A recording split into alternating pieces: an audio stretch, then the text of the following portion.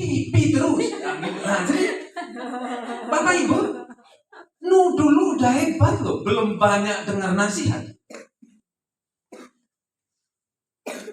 Bapak Ibu bisa tangkap sesuatu? Nah, mari kita lihat Ayub. Agak 2:3. Ada seorang laki-laki bernama Ayub. Orang itu saleh dan jujur, ia takut akan Allah, menjauhi kejahatan. Ini nggak jauh beda daripada Nuh. Bahkan istrinya pun bilang gini, kutuki saja Tuhanmu. Dia punya anak 7, mati semua, semua yang dia punyai habis. Sebagai manusia, kita juga bisa ngomong gitu. Waduh, ikut Yesus rupanya nggak menyenangkan. Kok malah tambah dipeloroti? Halo Bapak Ibu. Nah jadi kalau kita ikuti Yesus, itu yang saya bilang kemarin di sinergi. Kalau kita mau jadi orang Kristen itu kita harus tanggung segala macam aturan. Karena hanya agama Kristen yang banyak aturan dan pedoman hidupnya. Agama lain tidak seperti kita.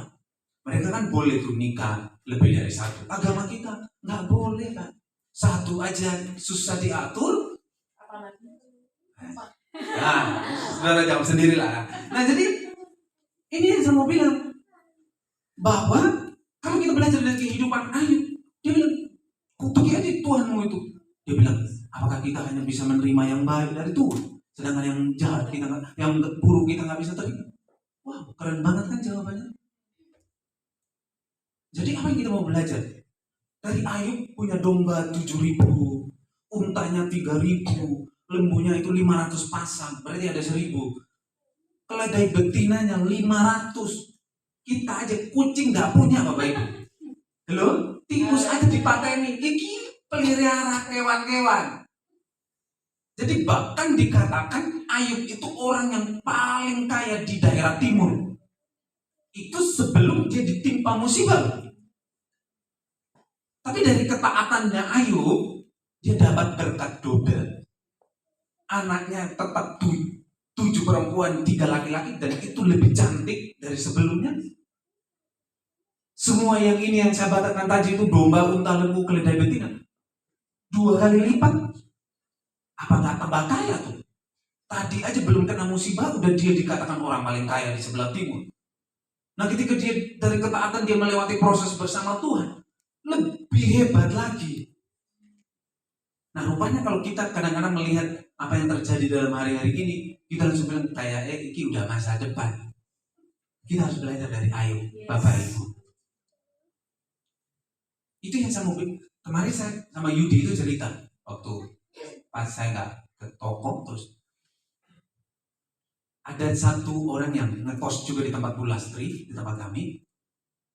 Udah usia 40 tahun, punya istri, punya anak 3, gedenya udah seperti saya, belum punya rumah. Akhirnya Bu Lastri itu bilang, ya udah tempati aja, bayar listrik sama air, nggak usah bayar. Terus Yudi itu bilang gini, oh kayaknya mereka udah nggak bisa punya rumah ya. Saya bilang, oh kita nggak bisa mengukur gitu ya. Orang itu bisa berubah loh dalam waktu dekat. Karena sebelum saya dengan Yudi cerita gitu, saya dengan Papa itu cerita. Kalau Papa itu waktu datang ikut acara wisuda saya 2019 yang wisuda S1, dia ketemu dengan seorang anggota DPRD provinsi.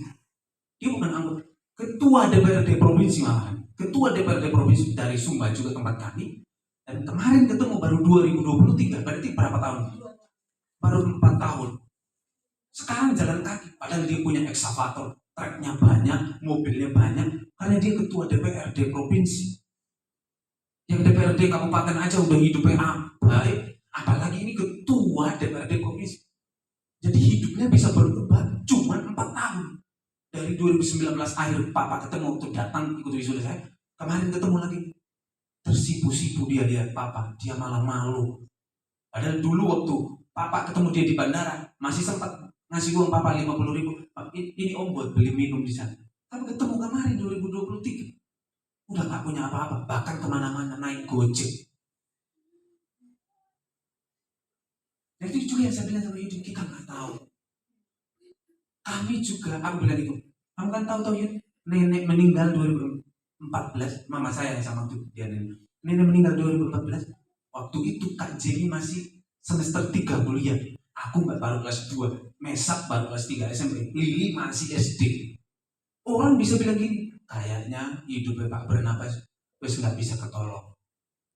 Dia bukan pegawai yang punya gaji tetap, istrinya meninggal, rumahnya udah rubuh, kayaknya nggak mungkin. Tapi aku bilang sama Yudi, kamu lihat Yudi, 6 tahun belakangan, Kajin udah jadi pendeta, saya selesaikan S2, udah jadi pegawai negeri, Mesa udah selesai kuliah, jadi kita nggak bisa ukur.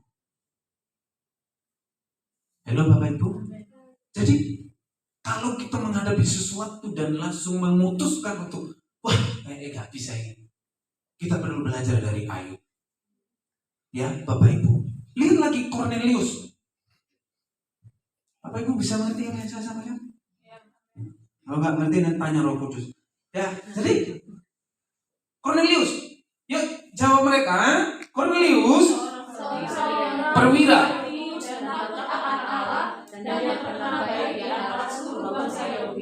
Telah supaya ia mengundang engkau ke rumahnya dan mendengar apa yang akan kau katakan. Jadi hidup Cornelius itu tulus hati, takut akan Allah, terkenal baik. Ayat 2, nanti Bapak Ibu baca sendiri. Ayat 2 bilang gini, dia orang yang saleh, seisi rumahnya takut Tuhan, banyak memberi sedekah, senantiasa berdoa. Kurang apa? Cornelius saleh, seisi rumahnya takut Tuhan, bahkan pegawai-pegawainya juga takut Tuhan. Seperti apa kisah di dalam kisah ini? Rupanya begini Bapak Ibu, Cornelius itu diperintahkan Tuhan melalui malaikat. Cornelius, kamu memerintah pegawai-pegawaimu pergi ketemu Simon yang disebut Petrus, ada di rumah Simon di kota Yope, suruh dia datang cerita sesuatu apa yang Tuhan mau buat orang-orang di sekitarmu. Halo Bapak Ibu, jadi Cornelius dengar suara dari malaikat, yaitu suara dari Tuhan. Kamu memerintahkan pengerjamu ketemu Simon Petrus, dia sedang di rumah Simon. Banyak yang namanya Simon Bapak Ibu. Dia sedang di rumah Simon di kota Yope, suruh dia datang sini cerita sesuatu yang dari Tuhan. Singkat cerita, Simon Petrus datang, duduk, bilang gini, ada apa Cornelius? Oh gini, saya cuma mau tanya, Tuhan bicara apa? Rendah hati banget kan? Aku cuma mau bertanya, Tuhan bicara apa? Petrus bilang gini, nanti kalau Bapak Ibu baca, Petrus bilang begini, oh enggak gini, bahwa Tuhan itu tidak memandang dari suku manapun. Karena ini kesalehan Cornelius ini di antara orang-orang Yahudi. Tahukah Bapak Ibu, orang-orang Yahudi itu penuh dengan aturan. Bayangkan kalau kita hidup di Yahudi, kita hidup di Indonesia aja, aturannya cuma sepele gitu, kita nggak taat. Apalagi hidup di Yahudi. Jadi pesan Petrus cuma bilang gini, Tuhan itu cuma mesanin bahwa kita nggak boleh memandang suku, kita nggak boleh memandang ras, kita nggak boleh memandang perbedaan. Makanya Yesus mengatakan itu ketika ketemu dengan seorang perempuan di kota Sikar dekat Perigi Yakub. Padahal orang Samaria tidak bersatu dengan orang Yahudi. Karena orang Samaria itu dianggap orang hina. Mereka hasil kawin campur dari orang Yahudi dan non-Yahudi. Yesus gak berkompromi dengan itu. Yesus tetap terima perempuan Samaria ini. Karena dia gak mau memandang perbedaan. Bahkan ada lagu tua, ku tak pandang dari gereja mana. Harusnya lebih jelas lagi dari sinode mana supaya kita lebih akrab. GKS bisa diterima di rock misalnya. Gitu ya teman-teman. Jadi kalau kita mau belajar dari Cornelius, ini sesuatu yang penting. Jadi kalau kita bilang mengasihi Tuhan tadi, apa poinnya Bapak Ibu? Harus menjaga kualitas hidup. Kita belajar dari Nuh, Ayub, dan Cornelius yang hidupnya baik. Tahu gak Bapak Ibu? Kita ini ciptaan berharga. Jadi gak ada bedanya di hadapan sesama. Saya tutup poin ini yang pertama, bukan tutup khotbahnya nanti kok cepat banget. Saya tutup poin ini yang pertama dengan satu kisah. Bapak Ibu, tahukah ketika Tuhan Yesus bilang, kalau ada yang menampar pipi kananmu, beri juga pipi kirimu, itu bukan berarti neko ditapok, dipasang satu, bukan gitu Bapak Ibu. Gini, tak kasih tahu. Ini ilustrasi saudara tangkap sesuatu. Budaya orang Yahudi itu, kalau menampar, dia akan hanya bisa menggunakan tangan kirinya. Tangan kiri ini hanya dipakai untuk memegang barang-barang haram. Bahkan kalau memukul hamba dan tuannya, itu memakai punggung tangan kanan. Nah, gitu. Itu budaya orang Yahudi. Dia nggak akan mungkin memukul pakai ini. Nggak bisa. Dia hanya akan bisa pakai tangan kiri, karena ini dipakai untuk memegang tangan haram. Biasa dipakai buat mukul para hamba-hamba dan budak. Atau dia akan memakai punggung tangan kanan. Nggak akan mungkin dia pakai ini, tangan depan. Yesus bilang begini, kalau dia tampar pipi kirimu, dia menganggap engkau sebagai budak atau orang bawahan, kasih pipimu yang kiri. Kalau dia kan mau tampar pipi kanan tuh, pasang pipi kiri supaya ketika dia lihat di hadapan Tuhan kita sama. Halo? Jadi ketika dia mau tampar, kamu pasang yang kiri, dia nggak bisa pakai tangan kanan itu. Kan nggak bisa. Dia akan pakai tangan kanannya. Dan ketika dia pakai tangan kanan, dia akan melihat bahwa di hadapan Tuhan kita sama. Itu intinya Bapak Ibu. Jadi kan misalnya orang berdiri di depan saya, kalau saya tampar kan, yang saya tampar dulu kan pipi kanan ya Pak, kan, kayak gitu kan malah lucu, mesti atau pakai tangan kanan, gitu. Bapak Ibu bisa dapat sesuatu ya. Nah sekarang poin yang kedua, kalau kita bilang mengasihi Tuhan, apa yang kita mau lihat? Kak, Tani. Nah, orang yang mengasihi Tuhan yang kedua itu mengalami perubahan hidup atau harus menunjukkan perubahan hidup. Jadi kalau kita bilang mengasihi Tuhan ditunjukkan melalui perubahan hidup. Tadi kualitas hidup itu dari dalam. Halo Bapak Ibu, kualitas hidup itu dari dalam, perubahan hidup itu dilihat orang. Kalau kita bilang hidup kita berkualitas, yang paling ngerti kita. Tapi kalau sekarang tentang perubahan hidup, yang bisa ngerti orang lain. Kita juga termasuk. Tapi orang lain juga pasti lihat. Kita belajar dari Daud, Paulus, dan Sakeus, orang pendek. Yuk kita lihat dari Daud. Nah, 3. Bersihkanlah Aku dan palingkanlah aku dari dosaku, sebab aku tirisan dan anak bangga. Sadar akan kebenaranku, aku senantiasa bergumul dengan dosa. Hebat banget Bapak Ibu. Daud ketika jatuh dalam dosa dengan Batsyeba, istri daripada Uria. Saya nggak perlu cerita ulang karena ini juga dari sekolah minggu Bapak Ibu udah ngerti. Apa yang kita belajar dari Daud? Kerendahan hatinya.